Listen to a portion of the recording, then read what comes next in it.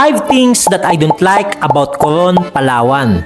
There's a saying that goes, Well, nobody's perfect. and believe me or not, it's not just about the person. This saying can also apply to the places that we are visiting, even the tourist attractions.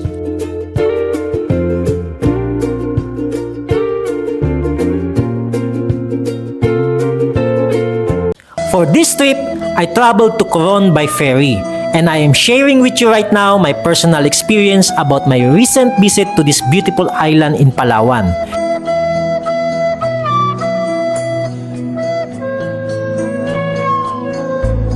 And don't get me wrong, Coron itself is a paradise.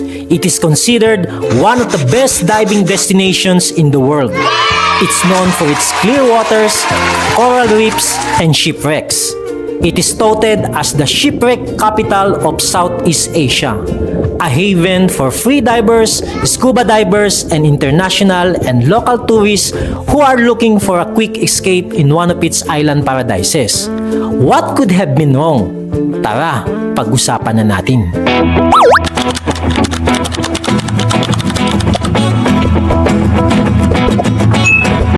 Number 1 in our list, overcharging fares of tricycle drivers. Pagdating ko pa lang sa Pantalan, I have observed na ang minimum charge nila sa tricycle fare is 200 pesos. Yes, you heard it right. 200 pesos if you are going to the town proper, that is less than 2 kilometers away. The barker told me that I should look for other companions para mapagatian daw namin ang pamasahe. What? Buti sana kung pare-pareho ang destinations namin. Andyan yung iba na maraming dalang gamit, and besides, who would like to share a ride with strangers? Saka eto pa, napansin ko, wala silang fare matrix na nakapaskil kagaya nito. And this will definitely be a recipe for abusive and overcharging tricycle drivers.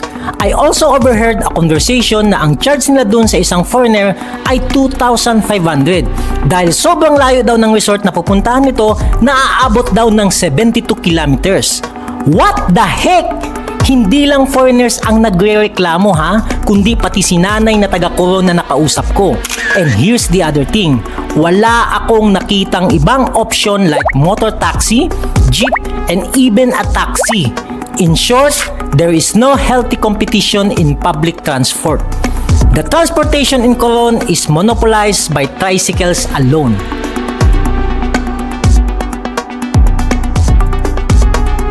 Okay, basahin natin itong isang comment na makikita sa isang blog post natin na may thumbnail na Coron Public Market Seafood Adventure. Pero ang title talaga ng vlog natin na yan ay Is Seafood Cheaper in Coron, Palawan? Ayan, sabi ni @Fersone8293, madalas overpriced ang halos lahat dyan. Mga abusado tricycle, ibang bangkero, lahat gusto mag-work sa tourism. Nandyan kasi ang pera, bihira ang mangingisda or farmer. Mga tinda, halos lahat galing ng Maynila o ibang lugar. Masikip ang downtown, maingay na mga tricycle. At number 2, Coron Public Market Infrastructure. It's a rusty and very old public market. Siksikan at masikip pag maraming tao. Hindi rin maayos ang stall ng mga vendors. Ang gamit na pangtakip ay ang kinakalawang na yero na pwedeng masugatan ang mamimili. Ang tiles na kung saan nakapatong mga isda ay basag-basag na. Ang iba ay linoleum ang diskarte para may pagpapatungan ng mga panindang isda nila. At ang bubong, maliban sa kinakalawang, ay butas-butas pa. Kaya ang ilang mga vendors ay gumagamit ng tarapal para di mababasa ang kanilang mga paninda kung sakaling umulan. Sa tagal na siguro ng palengkeng ito, baka naman pwede na palitan ng bago.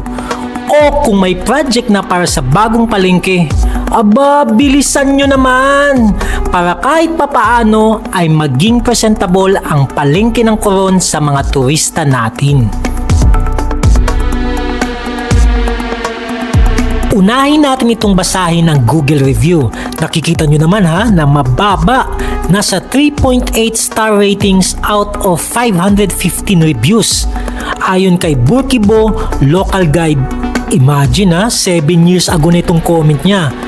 So poor around this area. Bad cement, road dirty by rainfall. Lot of dog and dog shit. What do town of Cologne with all the money from the traveler and diver, also many years? Ah, I know. Enjoy Toyota Fortuner and build nice house. Ha ha ha ha.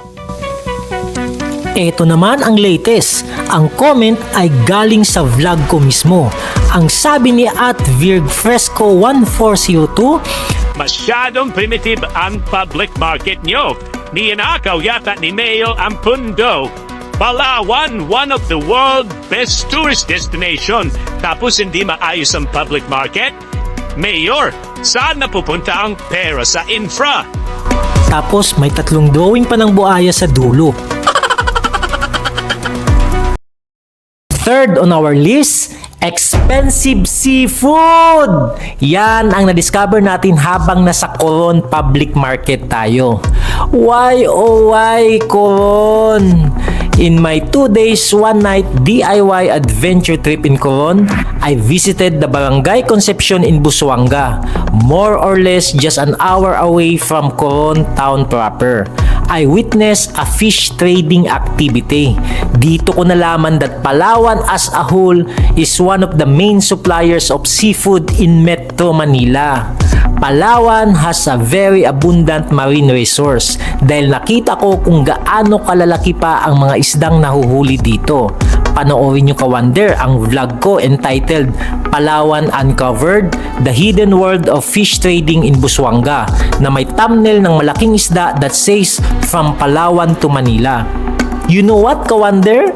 I smell something fish going around. In my opinion, the fish vendors are also taking advantage of the tourists in Coron. I understand kung mahal ang bentahan ng karne kasi mahirap ang supply ng baboy sa ngayon. Saka ang bangus at hipon ay ginto ang presyo sa Coron dahil walang fish pan dyan. Lugi sa feeds dahil ang mga pakain ay galing pa ng Manila. In the end, kawawa din yung mga local residents ng Coron na apektado ng mataas na bilihin. Now, let's read the comments from our subscribers. Oh, kung hindi ka pa subscriber, mag-subscribe ka na para magkasama na tayo sa mga adventures natin. Let's begin reading comments with @oyosplapla561. Grabe ang presyuhan. Para Maynila din ang presyo. Next, itong kay @xborg6333. Parang Manila talaga presyo. Sa Malabon Fishport mas mura pa kumpara dyan sa Coron. Sunod naman kay @henryesico-o2u.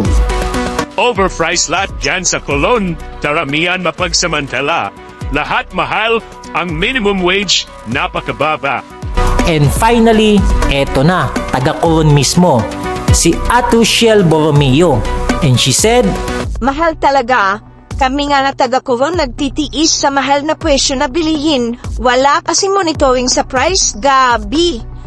Hindi sila Coronians, iniisip nila turista lahat ang bumibili. Di naman kami turista. Mataas bilihin pero mga pasaw dito sa Coron mura. Dole, please. at number 4, Luwalhati Park. Saan ka ba makakakita ng parke na parang disyerto na halos walang kapuno-puno? Ang Luwalhati Park kasi dito sa Coron ay nagsisilbi na ring port ng lahat ng mga mag-a-island hopping. Kaya ito ang nagiging tambayan ng mga turista habang inaantay ang schedule ng pag-alis ng mga bangka nila. Maalikabok, mainit, at wala man lang halos mga waiting sheds na kung saan pwede makaupo at mag-relax mga turista natin. Sa laki ng kinikita ng turismo ng Coron, baka naman pwede pa natin pagandahin ang parking ito. Lagyan ng maayos na landscaping at taniman ng maraming puno para kahit papaano maging attractive ito sa mga mata ng ating turista. Check natin ang ilang comments sa Google review. In fairness, mataas naman na may 4 out of 5 star ratings. Unahin natin itong basahin kay Brown Swan na Lampang. Her comment was written 5 years ago and she said, Unbelievably disappointed. It is rather called desert than park. There is only empty dry land with no green. take note ha, that was 5 years ago. Pero ngayon naman may konting green na, pero konti pa rin. Our next comment comes from Kathleen Raganas, and her comment is just a year ago. She said, This is where the iconic I Am Cologne signage can be found. It also is a port for all the boats that goes to tours every day. It is a reclaimed area. There were a lot of windows forcing you to buy their stuff, even though you already said no a million times. There was no covered area, so when you wait for the boat for your tour to get ready, you're gonna be buzzed under the heat of the sun. There are also street food around the area. So if you're looking for local street food experience, go here. If you visit in the afternoon though, sunset is so visible and really something to look at. Good for photoshoot.